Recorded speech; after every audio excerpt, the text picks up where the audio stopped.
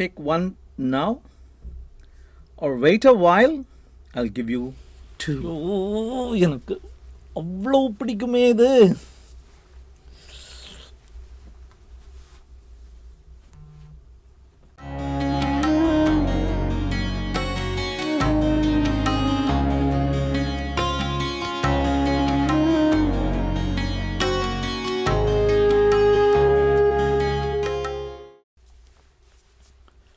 வணக்கம்.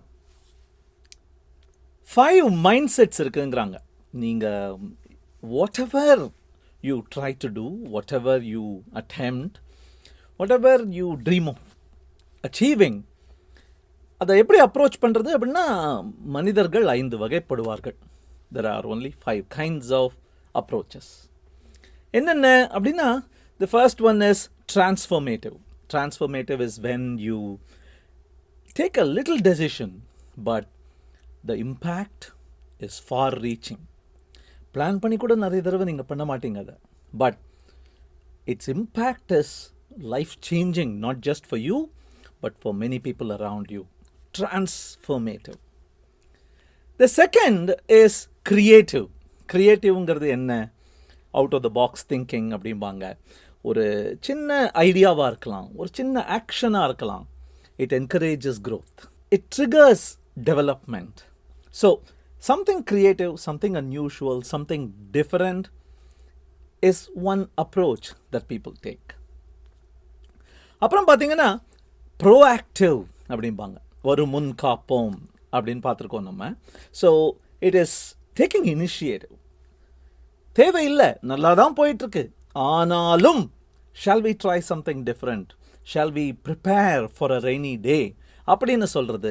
நிறைய ஆண்டர்ப்ரனோரியல் எஃபர்ட்ஸும் அப்படி தான் ஆரம்பிக்கிறது. That is being proactive. Then it's productive. ப்ரொடக்டிவ்ங்கிறது நம்ம எஃபிஷியன்ட் பார்த்துருக்கோம், எஃபெக்டிவ் பார்த்துருக்கோம். Planning your day, planning your month, planning your year, planning your life, your phases of life towards achieving optimal productivity. அது the productive approach அப்படின்னு சொல்லுவாங்க. And finally நிறைய பேர் கிண்டல் பண்ணுறது, நிறைய பேர் ஏளனமாக பார்க்கறது இது ரியாக்டிவ். நான் பாட்டுக்கு இடித்த புலி மாதிரி உட்காந்துட்ருப்பேன். when something happens, when an event occurs, when people do something to me, tell me something, I will slowly react அப்படிங்கிறது the reactive approach. Mocked by many, prized by a few.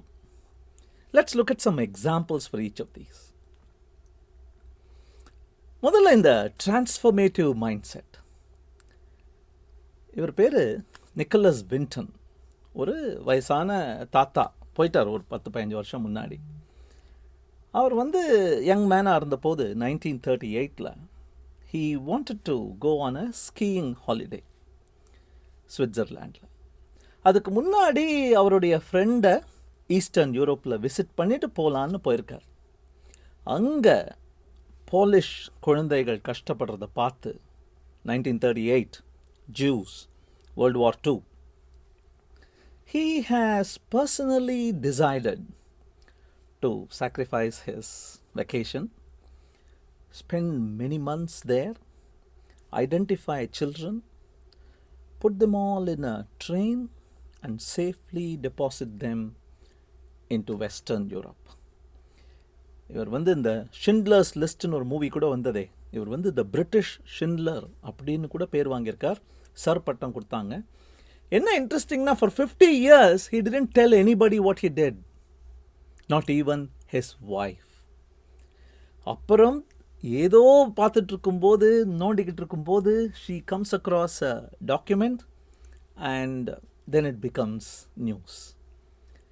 இந்த சீனை நீங்கள் WhatsApp ஃபார்வர்டாக கூட பார்த்துருப்பீங்க. இந்த சீனுக்கு பின்னாடி இப்படி ஒரு சைடு கதை இருக்குங்கிறது எனக்கு இப்போ தான் தெரியும்.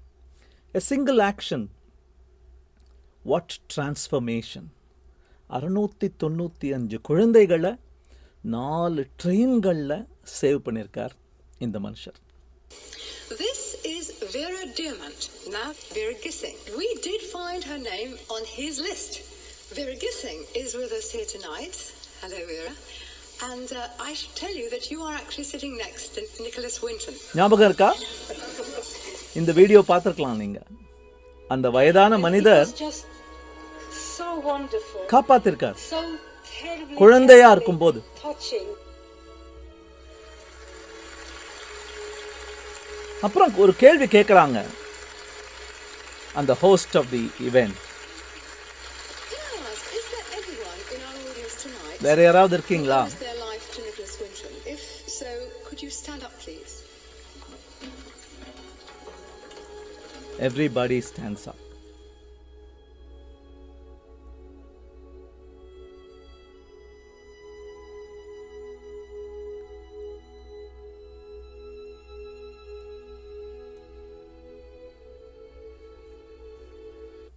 That's transformation. Small act, random kindness கூட இருக்கலாம், but the impact it had. Then we come to the creative approach. இவர் பேரு bill Thomas. That man with the beard and mustache, he's a doctor actually.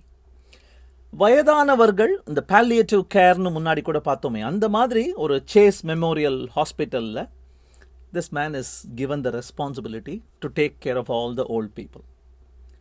நிறைய செலவாருது, ட்ரீட்மெண்ட்டுக்கு ரெஸ்பான்ஸே இல்லை வயதானவங்கள்டேந்து. அப்படியே நிறைய பேர் சீக்கிரமே போயிடுறாங்களோங்கிற ஒரு ஃபீலிங் வருது அவருக்கு. பணம் இல்லாமல் இல்லை, ஆனால் விடை இல்லையே அப்படின்னு யோசிச்சு he comes up with a radical out of the box solution. He orders 100 parakeets, 14 dogs, 15 cats, some fish, and he fills this memorial home, this old age home, with pets. He encourages the people who live there to adopt pets. அந்த ஒரு சின்ன விஷயம், அது கார்டனிங்காக இருக்கட்டும் அல்லது ஒரு musical இன்ஸ்ட்ருமெண்ட்டை கற்றுக்கிறதா இருக்கட்டும், somehow gave them a new purpose. என்னை டிபெண்ட் பண்ணி யாரோ ஒரு உயிர் இன்னும் இருக்குது அப்படிங்கிற அந்த சின்ன விஷயமே made them live 10 years longer அப்படின்னு அந்த ரிசர்ச் சொல்லுது. Small but intuitively different out of the box idea. This is the creative approach to problem solving. Then we come to the proactive approach.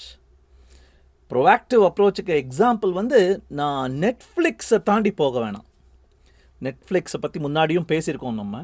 How it started out as a loner, as a very small competitor to Blockbuster, which was probably the largest video rental company. அந்த கம்பெனிக்கு எதிராக அதே business மாடலில் வச்சு this company started. But it said no late fees. Rent as many videos as you want. இந்த ரெண்டு விஷயங்களும் were already proactive. Blockbuster at that time was the leading rental company, but they had late return fees and they also said ஒன்று பார்த்து முடிச்சுட்டு இன்னொன்று எடுத்துக்கோ அப்படின்னு. Then Netflix came up with an algorithm. Which videos would you want to watch next based on what videos you have already watched, based on what rating you gave to the videos you already watched. In the mine of information, Blockbuster never bothered. Netflix couldn't do much with the data, but it still collected that data, connected that data, and was already ready. நெட்ஃப்ளிக்ஸ்னு ஒரு web service DVD எல்லாம் பழங்காலம் ஆயிடுத்து தூக்கி போட வேண்டியது தாங்கிற moment வரும்போது it already had data to give you recommendations. And அதோட நிறுத்தலை. Today Netflix Studios, it is now a movie making studio. இவன் தான் பிஞ்ச் வாட்சிங்கை கொண்டு வந்தது. ஒரு எபிசோடை ரிலீஸ் பண்ணிட்டு ஒரு வாரம் கழிச்சு தான் அடுத்தது பார்க்க முடியும்னு உலகம் ஃபுல்லாக பேசிட்டு இருந்த போது this guy said, release the whole damn thing. Let them watch it if they want immediately. So this is proactive. தேவையே இல்லை, எல்லாம் நல்லா தான் ஓடிட்டு இருக்கு. But what do I do if I am at the end of the first curve?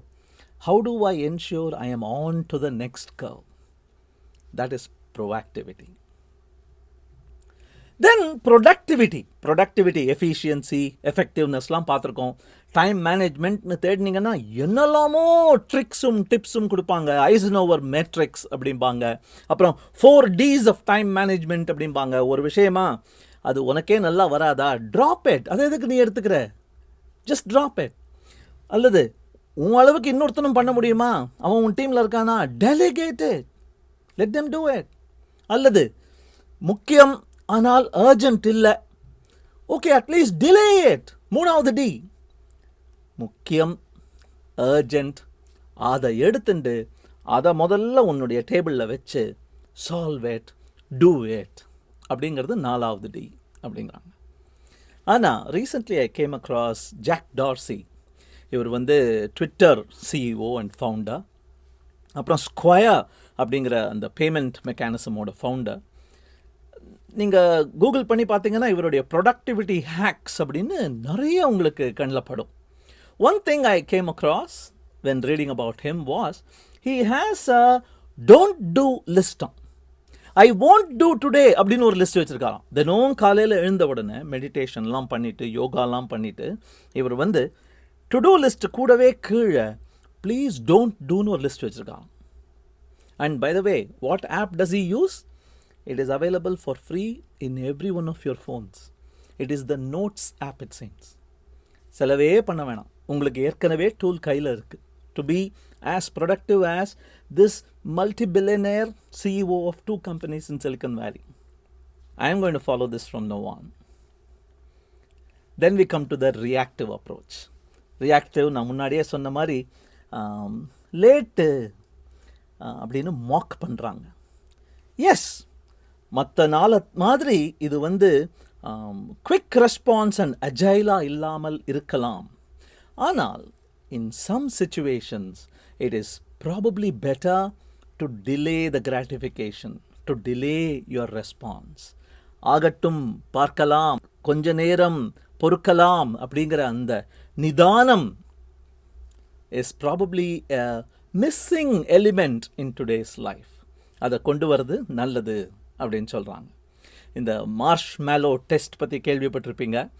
குழந்தைகளுக்கு முன்னாடி ஒரு சின்ன ஸ்வீட்டை வச்சுட்டு இப்போவே சாப்பிட போகிறதுனா 1 தான், கொஞ்சம் வெயிட் பண்ணால் 2 கொடுப்பேன் அப்படிங்கிறத பற்றி. இப்போது ரீசெண்டாக some news articles have come out which say probably this is not an ideal, perfect and only indicator of success later in life. சும்மா குழந்தையாக இருக்கும்போது நான் எனக்கு இப்போ வேணான்னு சொன்னேன் அப்படின்னா when this boy or this girl grows up they will be an achiever in lifeங்கிறது no assurance அப்படின்னு research is saying. Research is saying one more interesting thing. It says உடனே எடுத்துக்கிறியா, 2 minutes வெயிட் பண்ணுறியா, 15 minutes தாங்குறியா அப்படிங்கிற அந்த எவாலுவேஷனில் 2 minutes wait பண்ணாலும் சரி, 15 minutes wait பண்ணாலும் சரி, no big difference between these 2 people it seems. உடனே எடுத்துக்கிறதுக்கும் 20 நொடி நீ வெயிட் பண்ணிட்டேன்னா you can actually be a more successful person in life. அப்படிங்கிறது தான் இந்த ரிசர்ச்சோட ஃபைனல் எலிமெண்ட் அப்படின்னு சொல்கிறாங்க.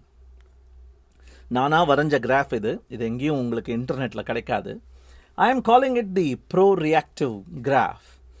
Basically, in the y-axis is the quality of the result. அந்த நடு பாருக்கு மேலே இருந்ததுன்னா பாசிட்டிவ், நடு பாருக்கு கீழே இருந்ததுன்னா negative. So there is a trigger that happens. ஒரு ஈவெண்ட் நடக்குது, அந்த ட்ரிகருக்கு வரப்போகிறதுக்கு முன்னாடியே நான் ஆக்ட் பண்ண ஆரம்பிச்சிட்டேன்னா, தட் ஜோன் ஆக்ட் பண்ண ஆரம்பிச்சிட்டேன்னா results are good. Earlier the better. But trigger நடந்த உடனேயே நீ ரியாக்ட் பண்ண போகிறேன்னா actually you have negative results. It's better to act before something happens. Please don't act immediately after something happens.